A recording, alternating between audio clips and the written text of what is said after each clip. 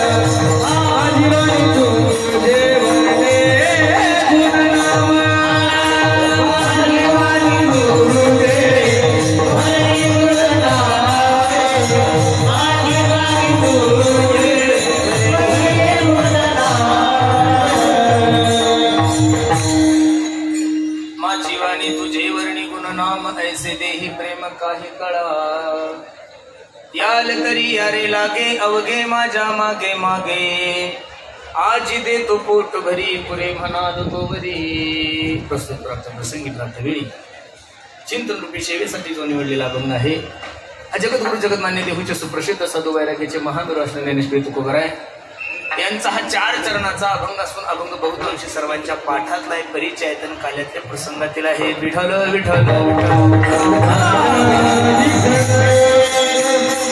अभंगावर काही चिंतन करण्यापूर्वी अभंगाच्या प्रतिपातीविषयी तुम्हाला सर्व मायबापासमोर ठेवण्यापूर्वी थोडासा परिहार द्यायचा तो असा भव्य दिव्य स्वरूपाचा चालू असला आपला हा नाम जप यज्ञ सोहळा कशा निमित्तानं आहे काय कारणानं आहे तुम्ही 7 दिवसापासून सर्व मंडळींनी श्रवण केलेले आहेत पांडुरंग परमात्म्याचे लढीवाळ भक्त असणारे माझे चोखोबर आहे यांच्या पुण्यतिथी निमित्त हा भव्य दिव्य स्वरूपाचा कार्यक्रम आणि त्यामधील ही महाप्रसादाची सेवा म्हणजे काल्याची सेवा संस्थांच्या वतीने माझ्याकडून आलेली आहे आता आजचं कीर्तन नसून आज फक्त तुम्ही लोकांनी जी सेवा केली त्या सेवेचे मला काय मानायचे फक्त आभार मानायचे कारण कीर्तन करा अशी तब्येतही नाहीये कारण 7 दिवस 1 दिवसाचं लग्न असलं तर आपल्याला 6 महिन्यापासून तयारी करावी लागते तिथं दररोज सकाळी 10 लग्न होते संध्याकाळी 10 लग्न होते एवढं मोठं नियोजन करायचं त्रास होतो पण एक परंपरा म्हणून मी सांगितलं होतं म्हणलं बाबा तुम्ही करा नाही म्हणे अर्धा तास का होईना तुम्ही सेवा करा म्हणून तुम्हाला सर्व मायबापाच्या दर्शनाचा योग माझ्या जीवनामध्ये प्राप्त झालेला आहे आपण सर्व मंडळी भाग्यवान आहोत दादा की तुमच्या आणि माझ्या जीवनामध्ये हा सुवर्ण योग तुम्हाला आणि मला प्राप्त झाला मी त्याही दिवशी मध्ये कथेमध्ये बोलून गेलो हे बघा मानवी देहाला जन्माला आल्यानंतर माणसाकडून काही उत्सव घडलेच पाहिजेत ना महाराज त्यामध्ये प्रामुख्यानं 2 उत्सव मी त्या दिवशी तुम्हाला सांगितले होते पहिला उत्सव घडला पाहिजे माझ्या देवाचा का देवाचा उत्सव साजरा करायचा याचं कारण असं आहे जे नेहा जीव दिला दान तयाचे करीन चिंतन जगत जीवन नारायण गायन बोन तयाचे ज्या विश्व मालकाने तुम्हाला या विश्वामध्ये जन्माला घातलंय, ज्या जगाच्या मालकाने तुम्हाला या मृत्यू लोकामध्ये जन्माला घातलंय, त्या जगाच्या मालकाच्या उपकारातून ऋणी होण्यासाठी आपण गोकुळाष्टमी साजरी करतोय. 1 आपण रामनवमी साजरी करतोय. 2 आपण दत्त जयंती साजरी करतोय. 3 आपण वामन जयंती साजरी करतोय, नरसिंह जयंती साजरी करतोय, दत्त जयंती साजरी करतोय, महाशिवरात्र साजरी करतोय. पण शास्त्र असं सांगतोय, देवाचा उत्सव तुमच्याही जीवनामध्ये नाही घडला आणि देवाचा उत्सव माझ्याही जीवनामध्ये नाही घडला तर देव अजिबात नाराज होत नाहीये. पण तुमच्या आणि माझ्या जीवनामध्ये जर साधूचा उत्सव नाही घडला तर निश्चित माझा पांडुरंग परमात्मा तुमच्या आणि माझ्यावर नाराज झाल्याशिवाय राहणार नाही. म्हणून एखाद्या वेळेस देवाचा उत्सव थोडा बाजूला ठेवा, देवाचा उत्सव थोडा बाजूला ठेवा, पण मानवी देहाला जन्माला आलेल्या प्रत्येक माणसाकडून साधूचा उत्सव झालेला पाहिजे. हल्ली लोकांचा जर विचार करायला गेलो तर लोकांना देवाच्या उत्सवामध्ये रस नाहीये आणि साधूच्याही उत्सवामध्ये रस नाहीये. हल्ली लोकांना स्वतःचे उत्सव करायची खूप हौस आलेली. महाराज 90 वर्षाच्या डांगऱ्यांना सुद्धा वाटतं माझा वाढदिवस साजरा करावा आणि त्यांना अख्खं गाव खाल्लेलं असतं. आणि कीर्तन आमच्या सारख्या लोकांचं, आम्ही म्हणतो साहेबासारखा माणूस नाही, म्हणजे साहेबही नरकात आणि महाराजही नरकात. खरं सांगू, मानवी देहाला जन्माला आल्यानंतर माणसानं असं कोणतं कार्य केलेलं आहे की माणसाचं वर्णन कीर्तनातून करावं? अजिबात नाहीये. एक तर कीर्तनातून देवाचं वर्णन झालं पाहिजे, नाही तर कीर्तनामधून साधूचं वर्णन झालं पाहिजेत महाराज. आणि संत चोखोबरायच्या पुण्यतिथीचे साक्षीदार मंडळी आपण सर्व मंडळी आहोत, म्हणून आपण भाग्यवान. विठ्ठल विठ्ठल विठ्ठल.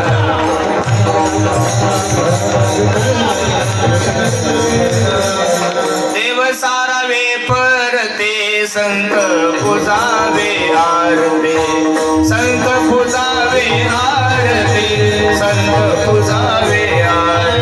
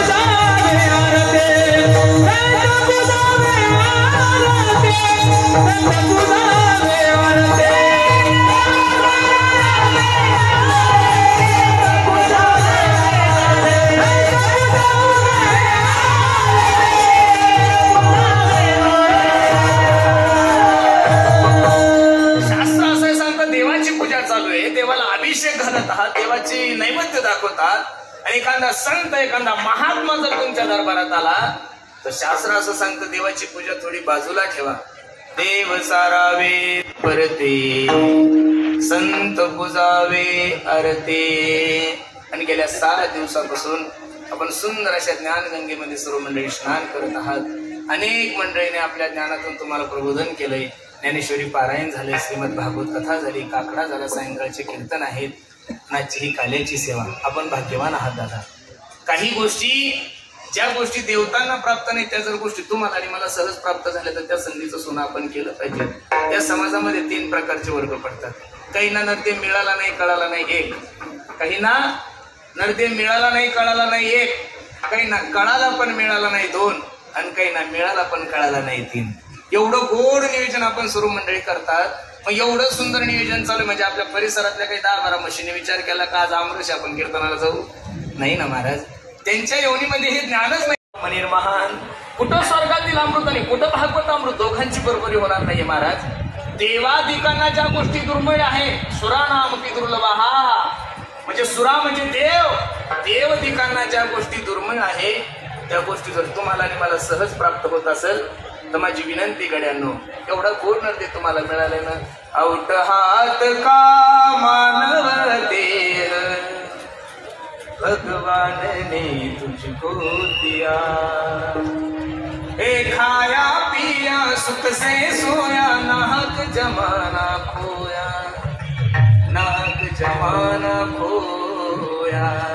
देवानं संधी दिलेली ना तुम्हाला, मग त्या संधीचं सोनं प्रत्येकाने केलं पाहिजे का नाही? मला तुम्हाला व्यासपीठ मिळालेले का नाही? या इथं कीर्तन करण्यासाठी हजारो कीर्तनकार मला म्हणतात, महाराज तुम्ही एक तारीख द्या हो मला, पण ज्याचं पुण्य उदयाला येतील चोखोबरायच्या मनात आलं त्यालाच कीर्तन भेटतंय. मग व्यासपीठ तुम्हाला दिलं का नाही?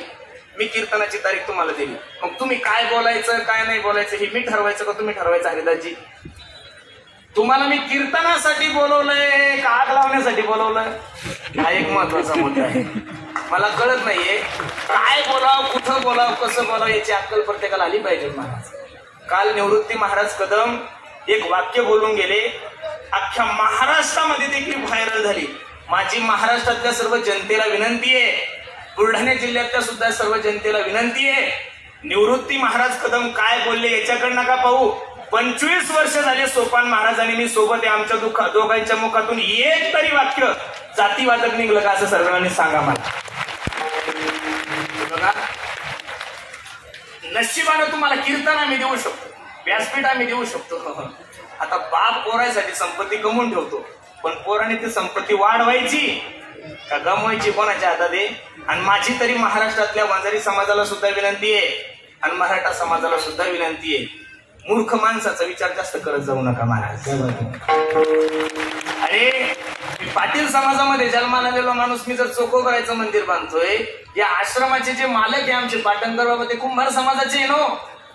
मला महाराष्ट्रातल्या सर्व जनतेला सांगायचं, अख्खा महाराष्ट्र लाईव्ह पाहतोय, इथं पार्किंगची व्यवस्था करण्यासाठी रस्त्यावर जेवढे काही मंडळी स्वयंसेवक आहे त्यातले बरेचसे 70% आमच्या गावाचे मुस्लिम धर्माचे लोक सुद्धा सेवा करता येते. बौद्ध धर्माचे लोक सुद्धा इथं वाढण्यासाठी, बौद्ध धर्माच्या माता मावल्या मातंग समाजाचे सुद्धा लोक चोखोबरायच्या दर्शनाला येतात. म्हणून महाराष्ट्रातील सर्व जनतेला माझी विनंती आहे, एखाद्या कीर्तनकाराकडून जर चुकीचं वक्तव्य गेलं तो त्याच्या बुद्धीचा दोष आहे, त्याच्यात आमच्या संस्थांचा 1% दोष नाहीये. त्या दिवशी एक महाराज काहीतरी बोलून गेले, लोक मधातच बोलले, आम्ही तुम्हाला आदर म्हणून इथं सेवा देतोय. काय देतोय? सेवा देतोय. आणि सेवा दिल्यानंतर तुम्हाला फक्त कान, तसं आमचा नेमच आहे, आमच्या पाटणकर बाबा ह्या गोष्टी आवडत नाहीये, पण आता कसं आहे समाज म्हणून काही गोष्टीचं पालन करावं लागतं. नाही तर ते म्हणतात कीर्तनकारानं कीर्तन केल्यानंतर कोणाचं वर्णन करायचं नाहीये. आपण ज्या गावामध्ये राहतो त्या गावामध्ये आपण 18 पगड जातीतले 18 लोक एकत्रित राहतो महाराज. प्रत्येकाशी आपला वाद आहे, संवाद आहे, आपण सर्व गुण्या गोविंदानं राहतो. पण एखाद्या चुकीच्या वक्तव्यामुळं महाराष्ट्रामध्ये जर त्याचे प्रसाद उमटत असेल, मी सकाळी आमच्या निवृत्तीवांनाही फोन केला, ते म्हणे महाराज मी काल बोलताना थोडं चुकलो म्हणे, मी या महाराष्ट्रातील सर्व जनतेची जाहीर माफी मागतो अशी त्यांनी ग्वाही दिली. बरं सोपान महाराज, त्यांचा व्हिडिओ 2 दिवसात येईल. कारण काय आहे, करायला तो गणपती होतो नंदी असं नाही झालं पाहिजे महाराज. कारण सप्ताह जातीवादासाठी नाही हो महाराज, थोडं तरी कळलं पाहिजे. मागच्या वर्षी अख्खं सप्त्याचं नियोजन सोपान महाराजाकडे होतं. या आश्रमाचे मालक आमचे पाटणकर बाबा आहे. जातीवादाचा विषय तुमच्या डोक्यातून काढून टाका. आणि एखादा माणूस बोलत असेल त्या वक्तव्याकडे महाराष्ट्रातल्या सर्व जनतेने एवढं सिरियसली सुद्धा घ्यायचं कारण नाहीये. ही जर खरी जर हे अंकुर तयार झाला असेल तर हे जातीवादाचं अंकुर फक्त आणि फक्त महाराष्ट्रातल्या राजकारण्यामुळे झालं. म्हणून महाराष्ट्रातल्या राजकारणी लोकांना सुद्धा माझी विनंती आहे, तुमच्या मूर्खपणामुळं आमच्या संप्रदायातल्या कीर्तनावर, आमच्या मैत्रीवर, आमच्या सर्व पुन्हा सगळ्या जाती धर्मातले लोक आहे ना महाराज, तर कोण जातीचा याचा विचार करतोय. म्हणून सर्वांना विनंती आहे, आपण काही गोष्टी बोलत असताना मगाशी मला फोन आले म्हणे महाराज आम्ही त्यांच्यावर केस करतो म्हणले. बघा असं नाही झालं पाहिजे. चुकलं एखाद्या व्यक्तीकडून, त्याला माफी मागल्यानंतर आपण मोठ्या मनाने त्याला काय केलं पाहिजे, माफ केलं पाहिजे. आपण संप्रदायाचे लोक आहोत, आपण राजकारणी लोक नाहीये. कुठं त्यांनी थांबलं पाहिजे आणि कुठं यांनी थांबलं पाहिजे. या वादामुळं लक्ष देऊन ऐका माझं वाक्य, महाराष्ट्रात याच्या पुढं ना दुष्काळाचं संकट आहे रामू काका, ना गरिबीचं संकट आहे, ना नोकऱ्याचं संकट आहे, ना कशाचं संकट आहे. इथून पुढं 50 वर्ष या महाराष्ट्रामध्ये फक्त आणि फक्त जातीवादाचं संकट आहे. आणि हा जातीवाद माझ्या चोखोबरांनी, माझ्या ज्ञानोबरांनी कधी संपवलाय महाराज ऐका. यारे यारे लहान थोर याती भरत्या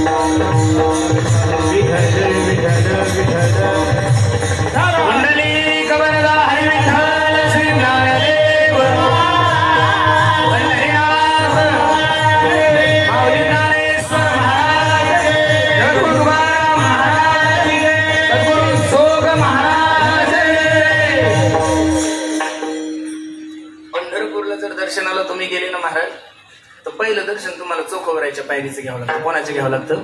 चौकोबराच्या पायरीचं. दुसरं दर्शन तुम्हाला माझ्या नामदेवरायचं घ्यावं लागतं. आणि पांडुरंगाच्या गाभाऱ्याच्या अगोदर एका मायमाऊलीची समाधी आहे, तिचं नाव आहे कान्होपात्रा. बरोबर आहे का नाही? आणि या वारकरी संप्रदायाने वेश्येच्या मुलीला जो वारकरी संप्रदाय खांद्यावर घेऊन चालतो, तो वारकरी संप्रदाय कधीच जातीवाद करू शकत नाही. विठ्ठल विठ्ठल विठ्ठल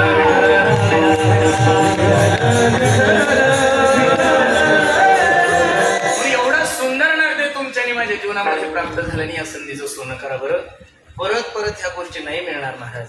गेलेला पैसा परत तुम्हाला मिळू शकतो ना, कष्ट केले पैसा परत कमवू शकता, गेलेली प्रॉपर्टी परत घेऊ शकता, गेलेली संपत्ती परत घेऊ शकता, गेलेली सत्ता परत कमवू शकता. पण जीवनामध्ये एक गोष्ट तुम्हाला कधीच मिळणार नाही, हा नरदेह महाराज. हा नरदेह दुर्लभ जाना, दुर्लभ आहे महाराज. आंधळ्याच्या हातात कावळा सापडावा तसा नरदेह सापडलाय ना. भावना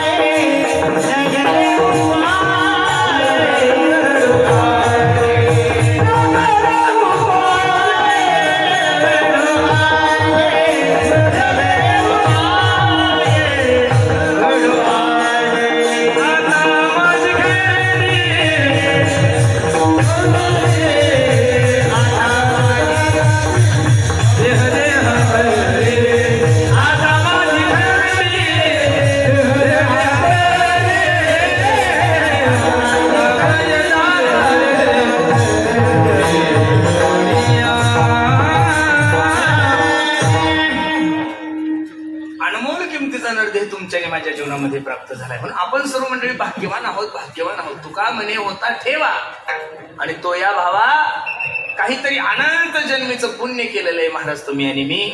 म्हणून तुमच्याने माझ्या जीवनामध्ये हा सुवर्णयोग तुम्हाला नेमाला प्राप्त झालाय. काल्याचं कीर्तन म्हणल्यानंतर कीर्तनकारांना बाकीच्या गप्पा मारण्यापेक्षा महाराज सांगतात चरित्र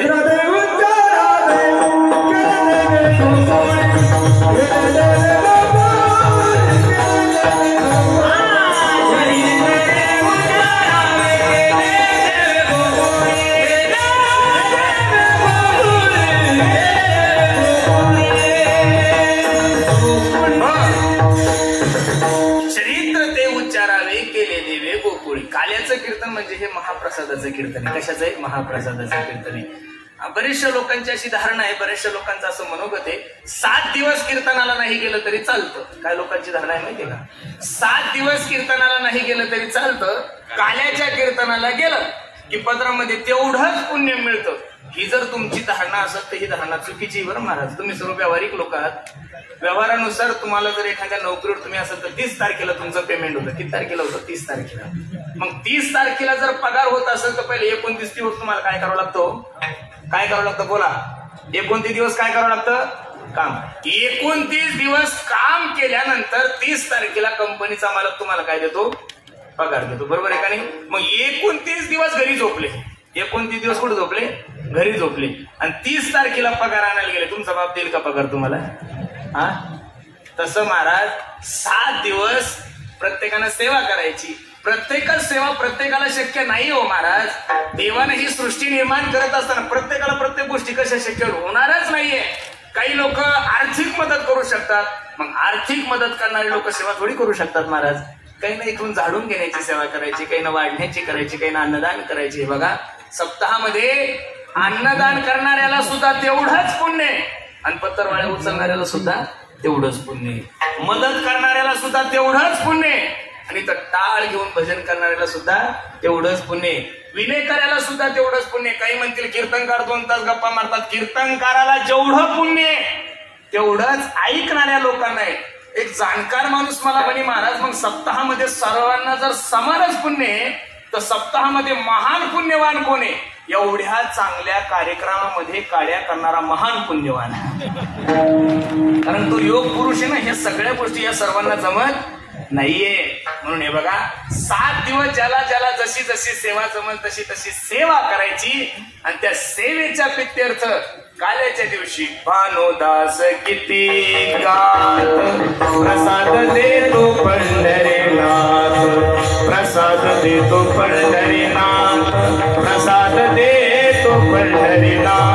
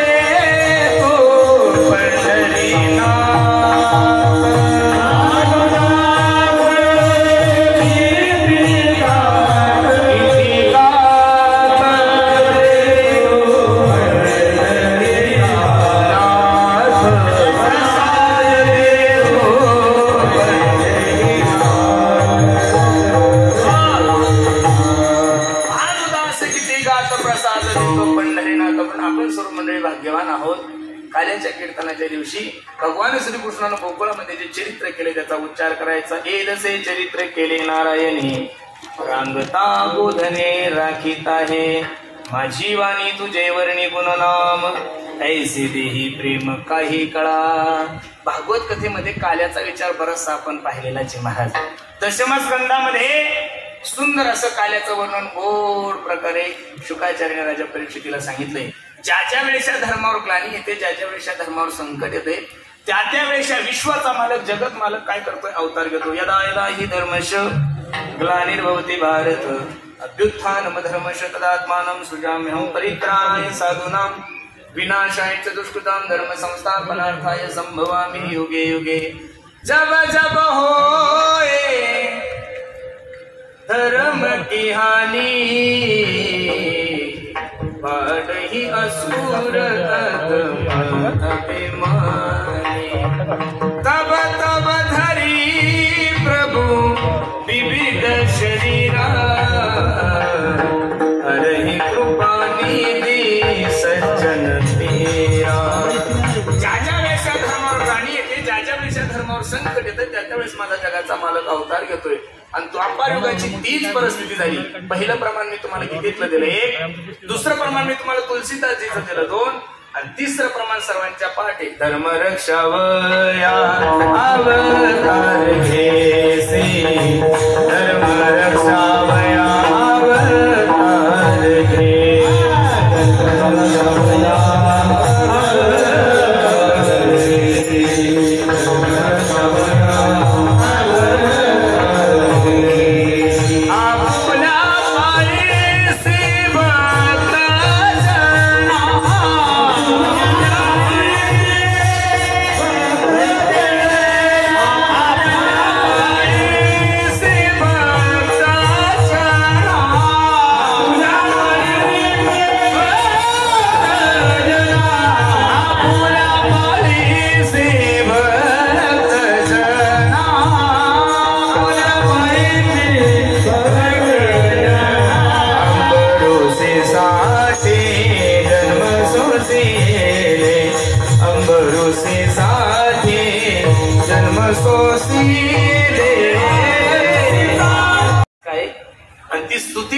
प्रकारची काही इकडे काय कला आहे आणि ती आपल्याकडे अजिबात नाही.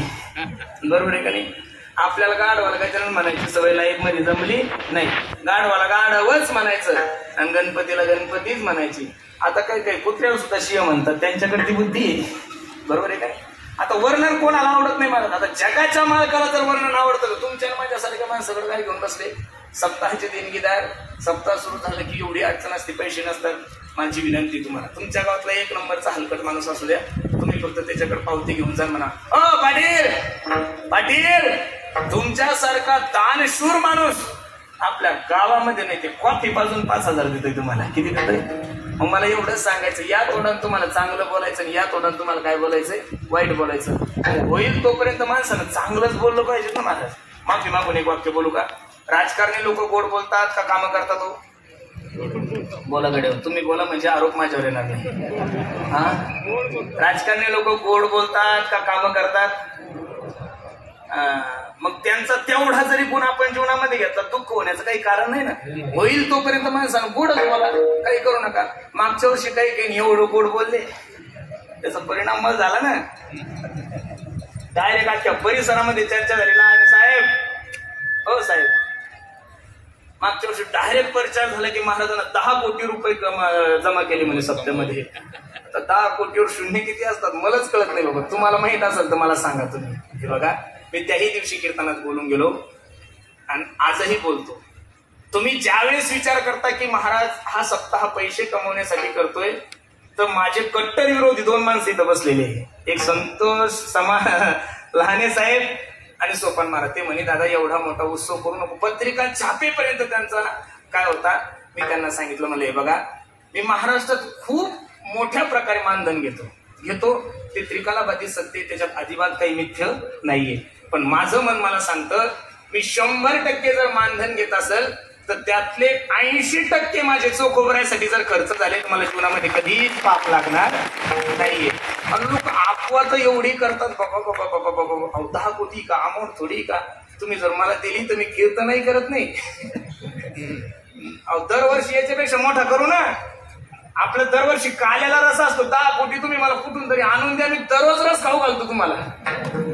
नाही महाराज, जे म्हणतात महाराजांना पैसा गोळा केला, मी त्या दिवशी सांगितलं आरशासमोर तुम्ही उभे राहा आणि त्या 10 कोटीमध्ये तुमची पावती केवढ्याची ठरवा, मग त्या पावतीनुसार ठरवा. म्हणून माझी सर्वांना विनंती आहे, बघा काही गोष्टीचा विचार करत असताना थोडाफार तरी विचार आपला माणूस म्हणून करत जा. विठाला विठाला विठाला विठाला विठाला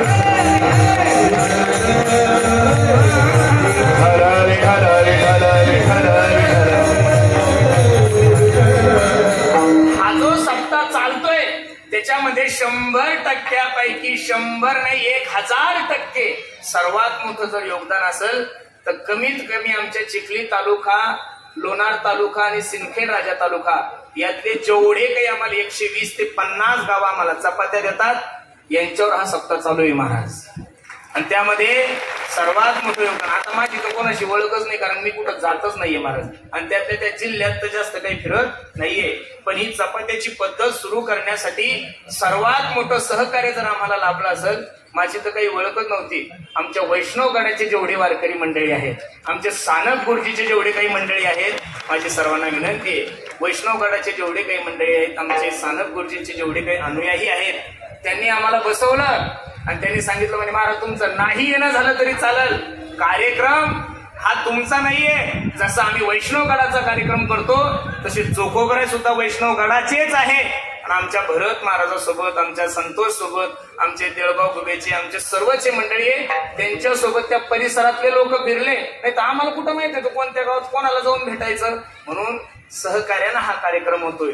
तुम्ही सहकार्य करता म्हणून हा कार्यक्रम चालतोय. पुरुषोत्तम महाराज हा कार्यक्रम करत नाही. आणि तुम्हाला जर असं वाटत असेल पैशानं लोक गोळा होतात तर कोट्यवधी रुपये लोकांकड, अजिबात पैशानं लोक, निवडणुकीत 500 रुपये घेऊन सुद्धा लोक गेले नाहीये. लोक नुसतं गाड्यात बसतात, त्यांच्याकडून पैसे घेतात, हॉटेलवर चढतात आणि घरी येतात, सभेला जात नाही. हा जो समाज आहे, जेवढ्या माझ्या माता मावल्या आहेत, जेवढे मंडळी इकडे बसले त्यापेक्षा अर्धे लोक पाठीमागं बसलेले. म्हणून तुम्ही जे येतात ते माझ्यामुळे सुद्धा नाहीये, माझ्या चोखोबराईमुळे तुम्ही सर्व मंडळी येतात. विठाल विठाल विठाल. आणि गोड असं माझ्या भगवंताचं वर्णन केलं. शशांक चक्रम सक्रीत कुंडलम सपीत वस्त्रम सरशिरुक्षणम सहारवक्षस्थलकस्त्वस्त्रम नमामि विष्णुं शिरसा चतुर्भुजं श्री अनंत मधुसूदना पद्मनाभा नारायणा जगव्यापका जनार्दना आनंदगना अविनाशा. असा गदगद झाला हो माझा देव. आणि गदगद होऊन देवाना आशीर्वाद दिलं. आकाशाची वाणी सांगे सकळासी, आकाशाची वाणी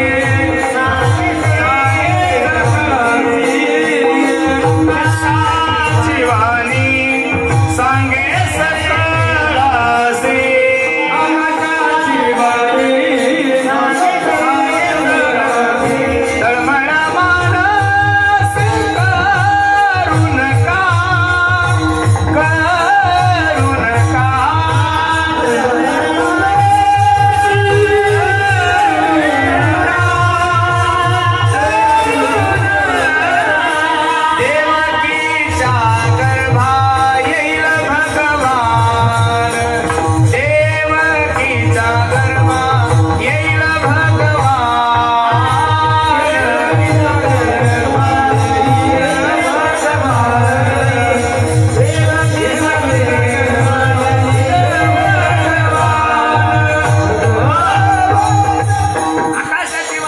सकळासी, भगवान रक्षिल ब्राह्मण काही भक्त ठरलं महाराज. अवतार घ्यायचं पण अवतार घेणे एकट्याला जमतं का हो? शेषापती बोले लक्ष्मीचा तो वर चला अवतार घेऊ आता. शेष म्हणजे लक्ष्मणजी. शेष म्हणजे कोण? लक्ष्मणजी. त्रेता युगामध्ये शेषाचा अवतार म्हणजे लक्ष्मणजी. लक्ष्मणजीने हात जोडले. ओ ओ ओ मालक, हे बघा मागच्या जन्मात मला तुमच्यामुळे खूप त्रास झाला हो. 14 वर्षाचा उपवास करावा लागला मला. किती वर्षाचा? 14 वर्षाचा. रामायणामध्ये वनवास सीताई साहेबालाही घडला नाही आणि रामायणामध्ये वनवास रामालाही घडलेला नाहीये. खरा वनवास जर रामायणामध्ये कोणाला घडला असेल तर उर्मिला मातेला घडलेला आहे आणि लक्ष्मणाला घडलेला आहे. इंद्रजिताला मारण्यासाठी 14 वर्ष उपवास करावा लागला. आता आम्ही काही ठिकाणी गेले, काही मायमावल्या म्हणतात महाराज माझ्या पोरीला सीतेसारखा वनवास. आता 2024 मध्ये तो ज्या पोरीच्या बेन सासून फाशी घेतली ना तरी म्हणते माझ्या पोरीला सीतेसारखा वनवास. तो काळ होता महाराज. त्या काळामध्ये सासूबाईचं चालत होतं. आता कशाचं सासून कशाचं काय, आता तो विषय राहिलेला नाहीये. देव हुशार आहे. खेळतो येण्याची खेळावा, नटतो येणे चतुरा तो शिरोमणी. देवाने सांगितलं हे लक्ष्मणा, अरे मागच्या जन्मात तू लहान भाऊ होता म्हणून तुला माझी आज्ञा पाळावी लागली. हे बघ आता तू वडील होईबा सर्वज्ञा, पाळीला मी आज्ञा तुझी बारे. बलराम दादा हे भगवान श्रीकृष्णाचे मोठे बंधू होते पण अख्ख भागवत वाचा ह्या बाबानं बलराम दादाचं कधीच ऐकलं नाहीये. लक्ष्मी आई साहेबांना सांगितलं कौंडण्यपुरासी जावे तुम्ही. आता अवताराची वेळ जवळ आली. वसुदेवा देत देवकी बहीण लग्नामध्ये विघ्न झाले ऐका. कंसाची लाडकी बहीण वसुदेवाला दिली. थाटामाटात मिरवणूक झाली. ए कंसा, ज्या बहिणीची एवढी थाटामाटात मिरवणूक घेऊन चालला असणारे तिच्या पोटी येणारा 8वा मुलगा तुला मारणार. हे चरित्र आपण भागवतामध्ये ऐकलेले. घेऊन या खड्ग मारा या धावला हात तो धरीला वसुदेवे. वसुदेवाने सांगितलं अरे महिलांची हत्या करणं ब्रह्मपातक लागल वेड्या, आम्हाला कारागृहामध्ये ठेव. तुला पोरग झालं की मी आणून देतो. ठरल्याप्रमाणे पहिला मुलगा झाला. कंसाकडे वसुदेव घेऊन गेले. मला एवढंच तुम्हाला विचारायचं, कंस हा राक्षस होता का देव होता हो? राक्षस होता. तरी तो तुमच्या आणि माझ्यापेक्षा चांगला होता. कमीत कमी कंस जन्माला आलेले पोरं मारत होता. आपण तर गर्भातल्या मुली सुद्धा मारायला लागलो महाराज. कंसापेक्षा हलकं झालं. प्रत्येकाला असं वाटतंय की मला पोरगच पाहिजे. आता पोरं काय दिवे लावतात मला अजून काही कळलं. दशरथ माहितीये तुम्हाला? आपल्या गावचा नाही, राजा दशरथ. 4 पोर होते ना त्याला, राम लक्ष्मण भरत आणि शत्रुघ्न. मग दशरथासारख्या बापाला जर पोर आहे ना पाणी पाजलं नाही, आजकालच्या दशरथांनी अपेक्षा करायची नाही. याच्यासाठी भागवतामध्ये आत्मदेव नावाच्या ब्राह्मणाची कथा तुम्ही चांगल्या प्रकारे ऐकलेली आहे. मग 6 नारदजी येतात. कंसा देव येतो, चतुरा तो शिरोमणी, गुण लावण्याची खाणी, असे बोट केले. 1 2 3 4 5 6 7 8. अरे इकडनं मोजला की इकडचा 8 येतो, इकडनं मोजला की इकडचा 8 येतो. आता तो विनाशक आले. कंसच होता तो. पहिलं मारलं, दुसरं 6ही मारित दुराचारी, 7 बाजू गर्भ योग मायने. तर आश्चर्य करीत जगा माझी आठव्याची तयारी सुरू झाली. किती गोड माझे नामदेवराय वर्णन करतात. देवकीचे तेज दिसे सूर्य, देवकीचे तेज दिसे सूर्य,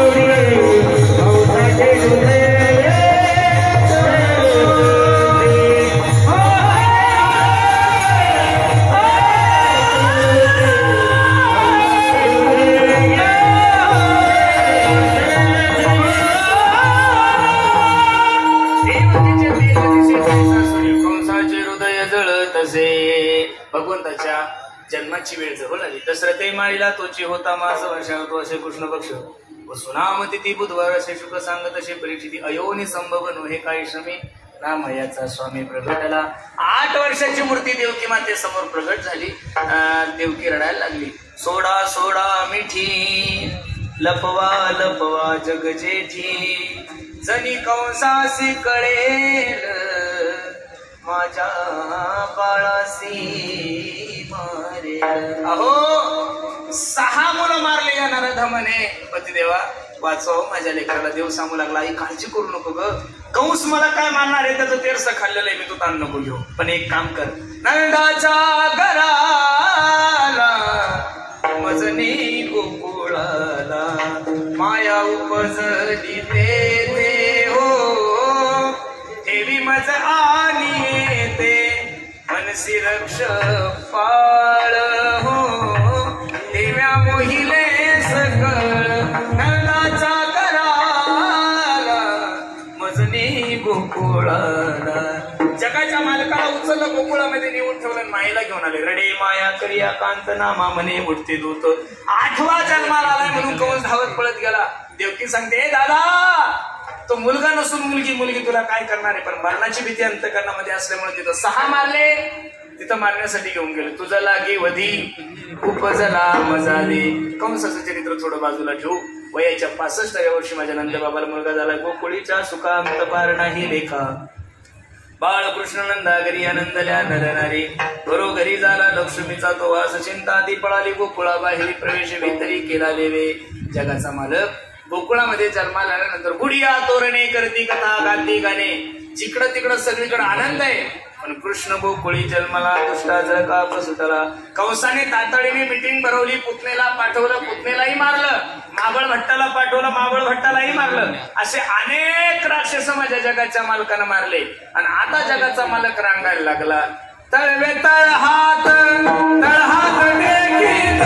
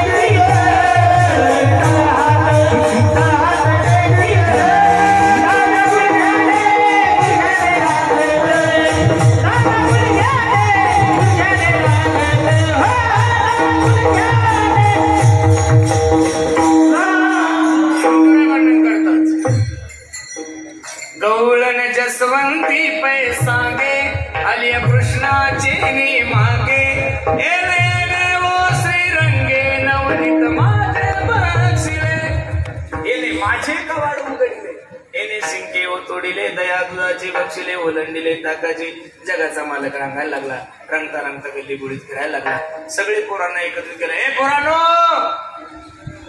ए मुलांनो अरे आपल्या परिसरामध्ये एवढं दही दूध तूप लोणी असताना तुम्ही असे वाळून का गेले खरं सांगू का महाराज दही दूध तूप लोणी खाणारे लोकच राज्य करू शकतात बरं कोंबड्या देशीवाले अजिबात राज्य करू शकत नाहीये म्हणून खाण्यावर थोडं काय करा नियंत्रण ठेवा महाराष्ट्रामध्ये 48 कलेक्टरच आहेत किती कलेक्टर आहे 48 कलेक्टर पैकी 38 कलेक्टर तूप खाणारे बाकीच्या आडनाव चेक करा क्रिकेट क्षेत्रामध्ये सगळ्यात मोठे क्रिकेटरांचे आडनाव चेक करा तूप खाणारेचे गायन क्षेत्रामध्ये सगळ्यात मोठे गायक जर कोण असेल तर तूप खाणारेचे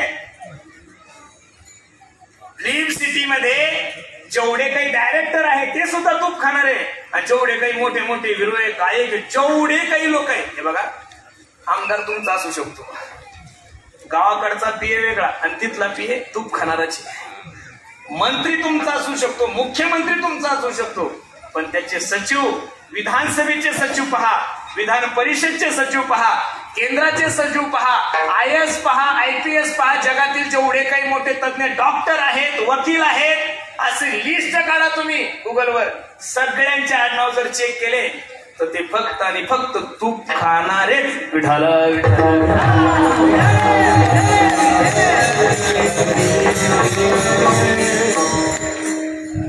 खाण्यावर बरंच महत्व आहे ना महाराज बरोबर आहे का म्हणून खात असताना थोडं दही दूध तूप लोणी खाल्लं पाहिजे दररोजच्या दुपारच्या जेवणामध्ये ताक पिलं म्हणजे हृदयविकाराचा झटका येत नाही असं डॉक्टर सांगतात बरोबर आहे दही दूध तूप खाल्लं पाहिजे ना महाराज काय नशीब असेल महाराज आपल्या शेतकऱ्याचं काही कळत नाही गाई सांभाळायच्या आपण त्यांना चारा आपण टाकायचा त्यांना सगळं त्यांचं संगोपन आपण करायचं महाराज आणि ज्यांना शेतच माहित नाही ज्यांना गायच माहित नाही गिरही माहित नाही जर्सी माहित नाही गावरान माहित नाही खिल्लारी माहित नाही असे लोक ते दररोज 2 टाइम गिर गाईचं दूध पितात महाराज आणि आपल्या घरी 10 गाई असून आपल्या चहाला दूध नसतं त्याला काय लागतं त्याला दूध काढायचं तुम्ही पण खायचं कोणा ठरवायचं हे सुद्धा देवाच्या हातात आहे आमचे बाबा मला नेहमी सांगतात पैसा कमवायचा तू पण खर्च कोणी करायचं ते प्रारब्ध आमच्याकडे विठाला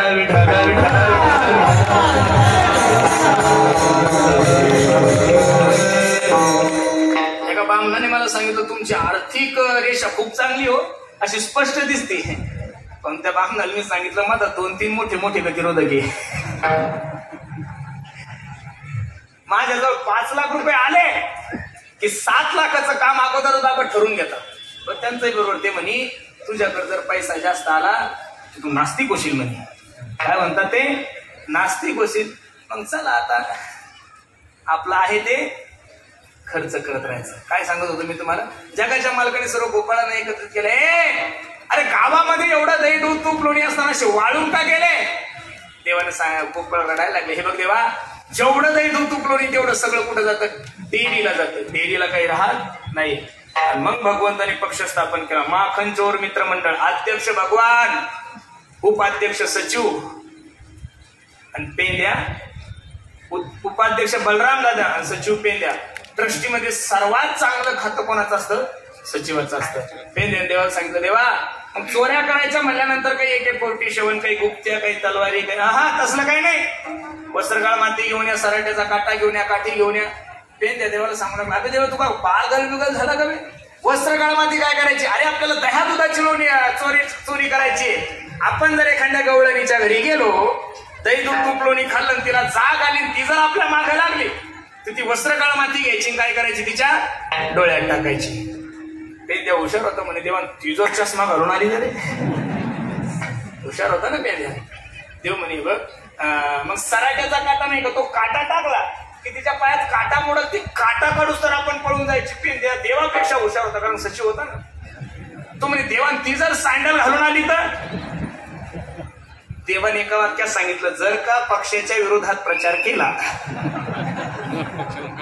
तर तुझ्या माग मी कधी ईडी लावील आणि कधी तुझे व्हिडिओ काढील आणि कधी तुझ्या क्लिपा काढून तुला कधी जेलमध्ये टाकल, जेवढा भेटतो तेवढा निधी खर्चायचा. शहाणपणा नाही. ठरलं महाराज. मग आता चोऱ्या सुरू झाल्या आणि देवानं सर्व गोपाळांना आव्हान केलं, ए गोपाळांनो,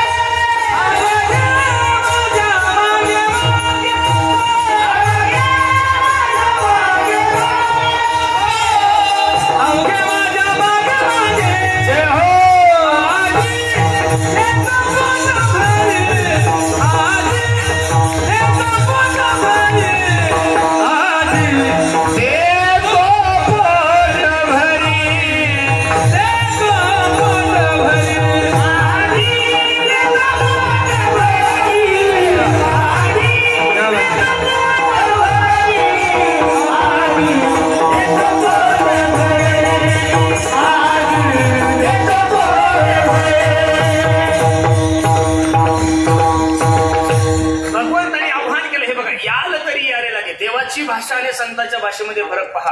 साधू तुम्हाला विनंती करत असताना साधू सांगतात, लागोनिया पाया, हे बाबा मी तुम्हाला पाया पडतोय, विनवी तो सकळ जना. हे साधूचं प्रमाण आहे. आणि देवाची भाषा गरज असेल तर या मला काही तुमची गरज नाहीये. आणि जर तुम्ही माझ्या पाठीमागे आले तर तुमच्या जीवनाचं सार्थक होऊन जाईल. एक वाक्य मी तुम्हाला सांगतो गड्या, बघा, मानवी देहाला सुगंध जर जीवनामध्ये प्राप्त करून घ्यायचा असेल तर एक तर माणसानं देवाच्या मागे गेलं पाहिजे, तर साधूच्या मागे. मानवी देहाला जन्माला आलेल्या प्रत्येक माणसानं जर माणसाच्या पाठीमागे गेल्यानंतर कसं होईल हो? जगातला प्रत्येक जीव हा अपूर्ण आहे. जगातला प्रत्येक जीव कसा आहे? अपूर्ण आहे. आणि अपूर्ण मनुष्य तुम्हाला पूर्णत्वाचं ज्ञान देऊ शकत नाही. जेव्हा प्रत्येकाला कुठं कुठं अपूर्ण ठेवलंय. काहीला रूप दिलं तर गुण दिला नाही, काहींना रूप दिलं तर गुण दिला नाही, काही ना गुण दिलं तर रूप दिलं नाही, काही त्याला संपत्ती दिली तर शारीरिक सुख नाही, काही त्याला शारीरिक सुख चांगले तर खायला भेटत नाही. प्रत्येक ठिकाणी देवानं कुठं ना कुठं कोणाला तरी कमी ठेवलंय. आणि परिपूर्ण जर या विश्वामध्ये कोण असेल तर ते संत आणि दुसरं कोणी भगवंत. म्हणून सर्वांना माझी विनंती आहे, देवाच्या पाठीमागे जा, साधूच्या पाठीमागे जा. तुमचा आणि माझा विश्वास कमी पडतोय महाराज, देवावर थोडा विश्वास टाका बरं. मी नेहमी सांगत असतो, अरे आता 10-15 दिवसापूर्वी मागच्या वर्षी पहिल्या दिवशी ज्यांचं कीर्तन झालं, आमचे अर्जुन गुरुजी लाड, त्यांच्या गाडीचा अपघात झाला. स्वामीजी, गाडीचा अपघात जर तुम्ही मोबाईलवर पाहिला तर असं कोणी म्हणणारच नाही की या गाडीतलं कोणी वाचलं असेल म्हणून. कोणीच म्हणणार नाही महाराज. 100%पैकी 100% फॉर्च्युनर गाडी लॉस झाली. आणि गाडीतून ज्यावेळेस गुरुजींना आणि ड्रायव्हरांना एका सेवकाला काढलं, जसं मनुष्य झोपेतून उठतो ना महाराज, तसं गुरुजी बाहेर आले होते. ही कशाची किमी आहे माहिती का महाराज? भारतानंद स्वामी सारख्या महात्म्याची सेवा घडली आहे त्यांच्या गुण. आमच्या पाटणकर बाबाचं एक वाक्य आहे, ते सांगतात, भारतानंद स्वामीजींचे लाड फक्त लाड गुरुजीच पूर्ण करू शकतात, बाकी कोणी पूर्ण करू शकत नाही. मी त्या दिवशी तुम्हाला बोललो, 10 बायका सांभाळू शकतो मनुष्य, किती ब्रह्मचारी लोक सांभाळणं सोपं नाहीये. ते भारतानंद स्वामी रात्री 3 वाजता सांगतात मला जनरेटर पाहिजे. आमचे बाबा 3 वाजता म्हणतात पाणी संपलं, आता आणायचं कुठून, लाईट नाही. मला बाकी माहित नाही, 15 मिनिटात पाणी आलं पाहिजे म्हणजे आलं पाहिजे. असं एवढ्या महात्म्याला, अरे वेदांत मधला विश्वाचार्य आहे ते. आणि वैराग्य परामूर्ती, झळझळीत वैराग्य त्या महात्म्याचं आहे. त्या महात्म्याची कोणतीच गोष्ट कधी टाळत नाही. म्हणून एवढा सुद्धा अपघात होऊन येत किंचितही दुःख झालं नाही. केलेली सेवा कुठं ना कुठं कामी येते, म्हणजे येते. विश्वास ठेवा माझ्या देवावर, आणि विश्वास जर ठेवला तर मागे पुढे उभा राहे सांभाळीत, आर्या आघात निवाराया. आणि जर तुम्ही भगवंताच्या मागे गेले तर फायदा काय आहे?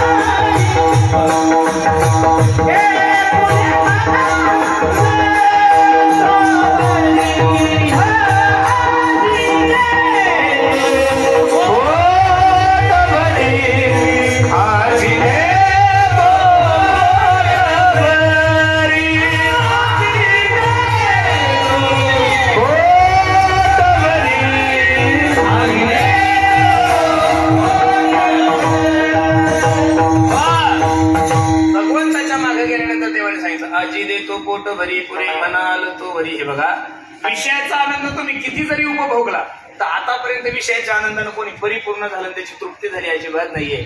अग्नीमध्ये किती तूप टाकलं म्हणजे अग्नी शांत होईल का हो महाराज? अजिबात नाहीये. 80,000 बायका होत्या रावणाला. किती बायका होत्या? 80,000 बायका असून सुद्धा माझ्या सीताई साहेबाकडे त्याची वक्रदृष्टी गेली ना हो. पण विषयाच्या आनंदानं आतापर्यंत कोणीच तृप्त झालं नाहीये. म्हणून जीवनामध्ये प्राप्त करत असताना परमार्थिक आनंद प्राप्त करा. हे बघा, परमार्थाची नशा आहे लोकांची. हे बघा, एवढं ऊन असून सुद्धा, एवढी तहान असून, एवढं वातावरण खराब असून सुद्धा काय चोखोबरायचा चमत्कार असेल महाराज, मानलं पाहिजे. बरं, त्या दिवशी इंदुरीकर महाराजांच्या कीर्तनाच्या आदल्या दिवशी जवळपास 15 किलोमीटरला एवढं वारं होतं साहेब, भाऊ, एवढं वारं होतं की बरेचशा ठिकाणी झाडं पडले, बरेचसे पत्र उडून गेले, सर्व काही झालं. पण इथं 1% सुद्धा वाऱ्यानंही त्रास दिला नाही आणि पाण्यानं सुद्धा त्रास दिला नाही. चोखोबरायनेच त्या वायू देवतेला फोन करून सांगितलं असतं, हे इंद्रा, तुझ्या सेवकांना सांग, अरे पश्चिम महाराष्ट्रातून नाही, 4 राज्यातून माझ्या चोखोबरायच्या कार्यक्रमाला सगळे वारकरी आलेले, त्यांना जर त्रास झाला तर तू ये आणि मी ये. म्हणून एवढा आनंदात सप्ताह झाला, किंचितही कोणताही त्रास झाला नाही. विठ्ठल विठ्ठल.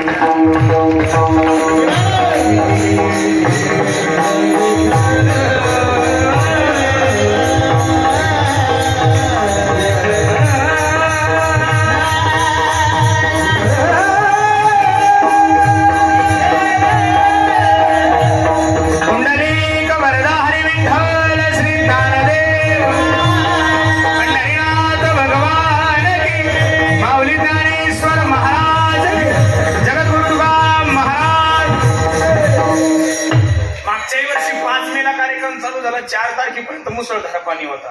पण 5च्या नंतर 16 सुरू झाल्यानंतर हे बघा, एवढे लोक आहे पण येत किंचितही कोणाला दुःख नाहीये. मी त्या दिवशी कथेत बोलून गेलो, एवढे लोक होते इंदुरीकरांच्या कीर्तनाला तर 5-5 किलोमीटरला लोकांना येताच आलं नाही महाराज. शेळगाव अटळपासून लोक परत गेले, इकडे देळगाव आले, गाड्या पाहिल्या तिकडून परत गेले, इकडून मंगळूरपर्यंत आले, परत गेले. जेवढे इथं होते तेवढेच पाठीमागे बसलेले होते. एवढा समाज असून येत किंचितही कोणाला धक्का नाहीये आणि मला आनंद वाटतोय महाराज. माझ्या चोखोबरायच्या दरबारामध्ये अन्नपूर्णा माता पाणी भरतीये महाराज. त्या दिवशी 1 वाजे लोक जेवण करत होते. असं एखाद्या माणसाने आम्हाला सांगावं की इथून कोणी उपाशापोटी गेलं. ते बघा, आम्ही कोण करणारे महाराज. मी सांगतो नेहमी आमच्या बाबाचं वाक्य, देवाच्या मनात आलं ना, कोण जाणे कोणा घडे उपासना, देव कोणाकून कोणतं कार्य कधी करून घेईल काही सांगता येत. अरे ज्या चोखोबरायांनी अमृत पवित्र केलं, त्या चोखोबराला अन्नपूर्णा मातेचं काय महाराज. अन्नपूर्णा माता वळकुटी घेऊनच आलेली इथं, वळकुटी घेऊन 7 दिवस इथं झोपायला आहे. मला बाबा रागवले होते सप्त्याचं नियोजन करताना. मूर्ख आहे म्हणे तू. मला आता तेच किती वेळ समजून सांगता. त्यांचं ठरलेलं आहे, त्यांच्या गुरुजीचं वाक्य छे छे ते गेले आपले गाया महाराज. चाल जर चुकली, छे छे मूर्ख आहे तू. बस तीच परंपरा इकडे आहे, मूर्ख आहे तू. अहो म्हणलं ते मला माहिती आहे ना, दुसरं काही बोला ना. अरे काल्याच्या दिवशी एवढ्या लोकांना आमरसाची कशी व्यवस्था करायची, वाढायला त्रास होतो, काही त्रास होतो. विजू भाऊ, राधेश्यामजी चांदक साहेब, मी एवढा मोठा सोहळा करतो, शेगावून काही 300 ते 400 लोक विजू भाऊ इथं स्वयंसेवक म्हणून आलेले. मला आनंद वाटतोय सांगायला स्वाभिमानाने की हे लोक दिवसभर कथाही ऐकतायत, सकाळी काकड्यालाही उठतात. इथं कमीत कमी 100 माता मावल्या आहे महाराज. आणि जे सेवेकरी आले ते लोक गरीब नाहीये बरं. विदर्भातले खानदानी लोक आहे, ते प्रत्येकाकडे 50-50, 100-100 एकर जमीन आहे भाऊ. पण त्या माय मावल्या तिथून झाडून घेण्याची सेवा करतात. आणि मी कालच्या कथेमध्ये बोललो, त्यांचे उपकार मी नाही फेडू शकत महाराज. हे बघा, मला गोड बोलता येत नाही, तो माझा स्वभाव आहे. काय करणार मी. गोड आमच्या सोपान बॉल बोलता येतं. त्यांच्या आईनं किती गुळ खाल्ला होता मला काही माहिती नाही. पण मला एवढंच आहे, मी खरड जरी बोललो तरी लोक माझ्यावर तेवढंच प्रेम करतात तर महाराज. यात किंचितही बदल नाहीये. आपला फडच वेगळा आहे, आपला भक्त परिवार वेगळाच आहे. मी जर लय कोणाला गोड बोललो ते लोक म्हणतात गाडी याच्या मनात काहीतरी पाप आलं. मी ज्यावेळेस 2 शिव्या देईल त्यावेळेस त्याला वाटतं आता पुरुष बोलायला लागला. हे स्वयंसेवक, हे बघा, हे स्वयंसेवक या सत्याचे खांब आहेत. 250-250, 300-300 किलोमीटरहून हे लोक रात्री 1-1 वाजे लोक सेवा करतात. असं त्यांना वाटत नाहीये. मी मागच्याही वर्षी सांगितलं, याही वर्षी सांगतोय. बघा, मागच्या वर्षी त्यांना फक्त आणण्या जाण्यासाठी गाडी लागते. आम्ही गाड्या पाठवल्या आणि मागच्या वर्षी त्यांना म्हणलं तुम्ही गाडी घेऊन या. ते 4 गाड्या घेऊन आले आणि आमचे बांबुर्डीचे वगैरे जे स्वयंसेवक आहेत त्यांना मी डिझेलचे पैसे द्यायला लागले. त्यातले 2 लोक रडले, म्हणे महाराज तुमच्याकडून जर आम्ही पैसे घेतले तर पाप लागेल म्हणे आम्हाला. काय म्हणले? पाप लागेल. हे बघा तुम्ही लोक हे सहकार्य करतात म्हणून हा कार्यक्रम, नाही तर एवढं मोठं नियोजन माझ्याकडून होतं का? मी का वाढवू शकतो का? काहीच करू शकत नाही. रात्री 3 वाजता जरी लाईट गेली तरी सुद्धा पाण्याची व्यवस्था करणारे तरुण पोरं, तिकडं शौचालय आहे, शौचालय सुद्धा साफ करण्याची व्यवस्था. हे बघा एवढे तुमचे उपकार आहे की ते मी शब्दानं वर्णन करू शकत नाहीये, पण एवढी गॅरंटी नक्कीच देतो. हे बघा ही सेवा काही पाटणकर बाबाची नाहीये, ही सेवा काही पुरुषोत्तम महाराजाची नाहीये. तुम्ही जी मी पोरांना सांगितलं, रात्र पोरं जागत असतात. देळगाव गुबेचे असतील, मंगरुळ, इसूळ, सगळे पोरं रात्रंदिवस स्वतःचे शेतीचे काम, मडे झाकून या करती पेरणी. 29च्या नंतर लोकांना सरकी लावायचे काही नाही, ठिबक लांबून ठेवलंय, पण रात्रंदिवस पोरांनी वाहून घेतलंय. हे बघा माझी सेवा नाही करत आहे तुम्ही, पाटणकर बाबाची सेवा करत नाहीये. ही सेवा तुम्ही चोखोबरायची करत आहात आणि मी नारदाच्या गादीवर सांगतो ही चोखोबरायची सेवा तुम्ही एवढी अंतकरणपूर्वक करतात ना, निश्चित ही सेवा तुम्हाला कुठं ना कुठं फळ दिल्याशिवाय राहणार नाहीये. अरे साधूची सेवा जर देव करतोय न सांगता करी, अरे चोखोबरायच्या पत्नीचं बाळांपण केलंय महाराज माझ्या पांडुरंगाने. बाळांपण आणि बाळांपणासारखं किती खराब काम आहे. त्या लेकराचे बाळा ते धुवायचे, सकाळी उठायचं, पाणी आणायचं, किती त्रास. पण चोखोबरायच्या पत्नीचं बाळांपण जर पांडुरंग परमात्मा करतोय तर त्या चोखोबरायच्या सप्ताहामध्ये जर आपण वाढण्याची सेवा करत असेल तर असं समजा पांडुरंगाच्या नंतर ती सेवा करण्याचा योग तुमच्या आणि माझ्या जीवनामध्ये प्राप्त झाला. म्हणून तुम्ही सर्व मंडळी सहकार्य करता म्हणूनच हे चाललंय. म्हणून देवाच्या मागे जा. एकदा का देवाच्या मागे गेलं की आजी देतो पोट भरी पुरी म्हणालो तो भरी. याच्यासाठी हळूहळू चला, कोणी कोणाशी न बोला. आणि तुकोबराय सांगा तुका म्हणे सांडा घाटे देणे नका भरू, अंतकरणातले विकार नष्ट करा.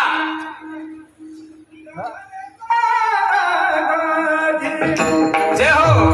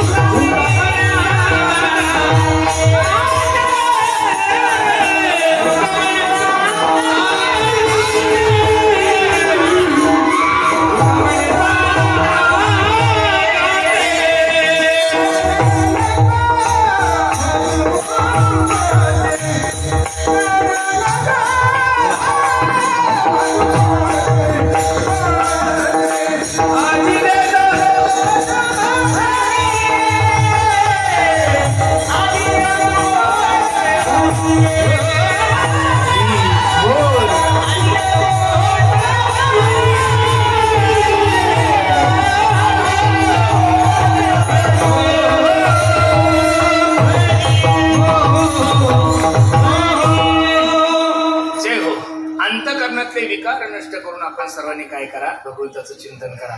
तुका म्हणे सांडा गाठे, तुमच्या अंतकरणामध्ये जे विकार आहे, काम, क्रोध, लोभ, मद, मत्सर, अहंकार, हे जेवढे काही विकार तुम्हाला काल्याचं कीर्तन श्रवण करत असताना, परमार्थ करत असताना अंतकरणात कोणताही जातीवाद, कोणताही विकार, ऊच नीच, ह्या गोष्टी सर्व काढून टाका. आणि हे जर काढले, तुका म्हणे चित्त करारे निर्मळ, येऊनी गोपाळ राही तेथे. तुका म्हणे सांडा गाठी तेने नका भरू पोटे, आजी देतो पोट भरी पुरे म्हणाल तोरी. भगवंताने अनेक प्रकारच्या खोड्या केलेल्या. दुसरी आली धावत म्हणे ग बाई काय केली मात, मुखासी मुख चुंबन देत गळ्यामध्ये हात घालीत करू जात सापडेना तिसरी आली धावोनी मन गबाई काय केली करणी पतीची दाढी माझी वेणी तोहीसी गाठ देवोनी गाठबाई कोणा सुटेना यशोदे बाळ तुझा काना कोसवर सोसुलिंगा अनेक प्रकारच्या घोड्या माझ्या जगाच्या मालकाने केल्या आवरी आवरी आपुला काना नासी येल्या आमुच्या कोणा काय करतो येतो आमुचे करासी धमकावी तोले की सुनासी कोठेलोनी सांग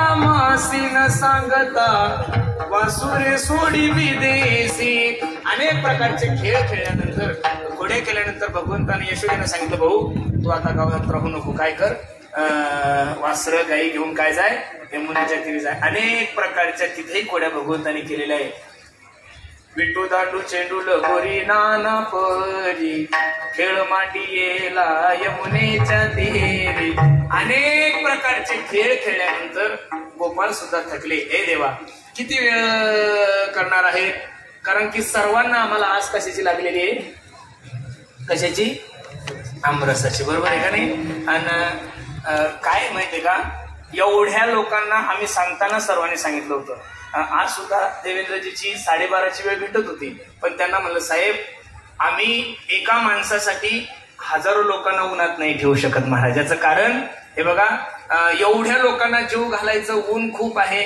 आणि उन्हामध्ये एवढ्या लोकांचं जेवण शक्य होत नाहीये मग ते म्हणे महाराज कसं म्हणलं तुम्ही नुसता संदेश जरी दिला तरी खूप झालं महाराज बाकी काही गरज नाहीये आणि ते जरी नाही आले तरी त्यांचे प्रतिनिधित्व म्हणून आमचे विजूभाऊ आलेच ना महाराज बरोबर आहे का नाही त्यांचं प्रतिनिधित्व म्हणून ज्यांनी मागच्याही वर्षी आपल्या सप्त्याला खूप मोठं सहकार्य केलं आणि हा जो संत निवास दिसतोय त्याच्यासाठी 20 लाख रुपयाचा निधी ते राहायला बदनापूर मतदारसंघातले आमदार आहे पण त्यांनी आपल्या चोकोबराईचा सोहळा पाहून 20 लाख रुपयाचा निधी आपल्या संत निवासासाठी दिला आमचे कुचे साहेब सुद्धा आले आता कुचे साहेब आले म्हणजे बीजेपी झाली नो बरोबर आहे का नाही कोणीतरी एक प्रतिनिधित्व करणारा मनुष्य पाहिजे आता काय माहितीये का जेवढा मोठा माणूस तेवढा त्याच्या पाठीमागे काय असतो व्याप असतो अजून निवडणुका संपलेल्या नाहीये त्याच्यामुळं साहेब आले आम्ही असं समजू आता देवेंद्रजीच आले विठाल विठाल विठाल विठाल विठाल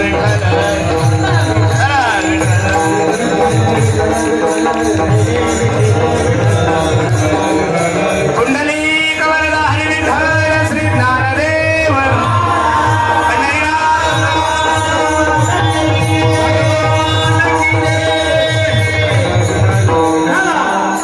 सर्व गोपाळ थकले चला बोलू गाई बाई सुजे वय केटाई बहु केली वन मन पायी पिटी झाला सर्व गायी एकत्रित केल्या सर्व भगवान परमात्मे सर्व गोपाळ सगळे एकत्रित झाले आणि पहिला काला माझ्या भगवंतानी कुठे केलाय यमुनेच्या किनारी केला विभृत वेणून जठरपट येऊ समुद्र वेत्रईच्या कक्षे वामे पान तत्फलांगिली श्रुतिष्ठन मध्ये सुपरी सूर्यो हासयन नर्मदे स्वै स्वर्गे लोके मिशति भुभुज यज्ञ भूपाल गोपाल कृष्ण भगवान गोपाल कृष्ण भगवान गोपाल कृष्ण भगवान तोच काला माझ्या ज्ञानोबराय तुकोबराने एकच टाळी झाली चंद्रभागे वाळवंटी माझा ज्ञान राजा गोपाळासी लाया वाटी आणि तोच काला माझ्या जोकोबरायच्या कृपेनं गेल्या 7-8 वर्षापासून हा इथं आपल्या आश्रमावर होतोय म्हणून त्या साधू संताचं भगवंताचं सुद्धा एकदा प्रेमानं भजन करायचं विठो पार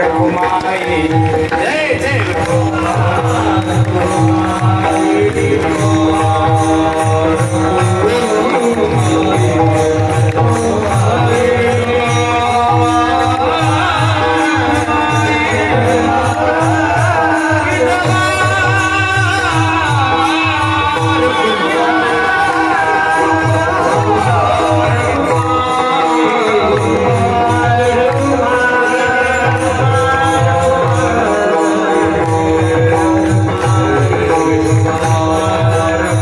Oh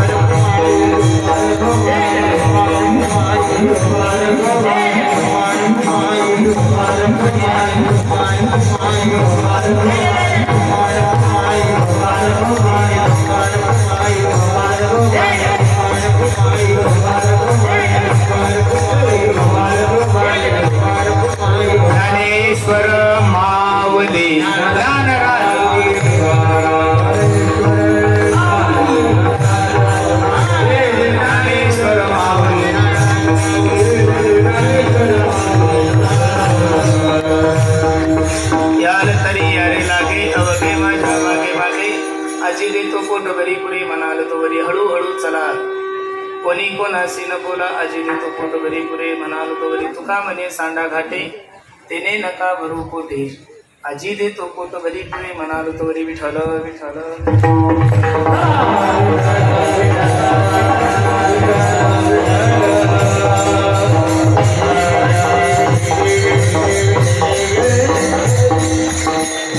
झालेली शिव भगवंताच्या चरणी अर्पण करायची आहे. फक्त सर्व मंडळीला विनंती आहे, जोपर्यंत काही सूचना होत नाही तोपर्यंत माझी विनंती आहे. हे बघा, उठू नका. ज्यांना ऊन लागत असेल पाठीमागं